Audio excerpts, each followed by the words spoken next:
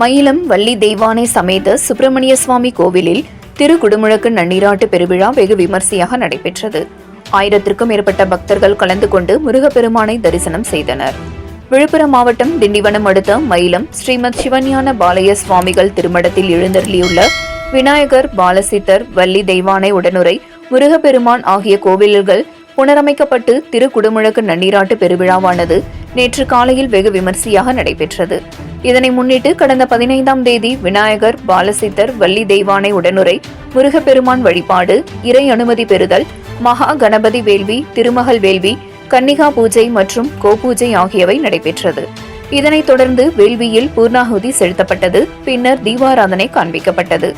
இதன் தொடர்ச்சியாக 18ஆம் தேதி மாலை முதல் கால வேள்வி வழிபாடும், 19ஆம் தேதி காலை 2ஆம் மற்றும் 3ஆம் கால யாக வேள்விகளும், 20ஆம் தேதி 4ஆம் 5ஆம் காலையாக வேள்விகள் நடைபெற்றது.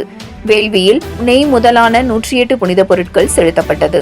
21ஆம் தேதி இன்று காலையில் மங்கள இசையுடன் 6ஆம் கால யாக வேள்விகள் நடைபெற்றது. தொடர்ந்து மங்கள வாத்தியங்களுடன் புனித கலசங்கள் புறப்பாடு நிகழ்ச்சி நடைபெற்றது. இதையடுத்து விமான கோபுர கலசங்கள் மற்றும் விநாயகர், பாலசித்தர், வள்ளி தெய்வானை உடனுரை, முருகப்பெருமான் மற்றும் உற்சவ மூர்த்திகளுக்கு மயிலம் பொம்மபுர ஆதீனம் 20ஆம் பட்டம் ஸ்ரீமத் சிவஞான பாலய சுவாமிகள் திருக்கரங்களால் புனித நீர் ஊற்றப்பட்டு திருக்குடுமுழக்கு நன்னீராட்டு பெருவிழா நடைபெற்றது. இதில் முன்னாள் சட்டமன்ற உறுப்பினர்கள் மாசிலாமணி, சேதுநாதன், மயிலம் ஒன்றிய குழு பெருந்தலைவர் யோகேஸ்வரி மணிமாறன், பல்வேறு சந்திதானங்களை சேர்ந்த ஆதீனங்கள், பொதுமக்கள், பக்தர்கள் என லட்சக்கணக்கான பக்தர்கள் கலந்து கொண்டு சாமி தரிசனம் செய்தனர். 7 Green நியூஸ் செய்திகளுக்காக திண்டிவனம் செய்தியாளர் சரண்ராஜ்.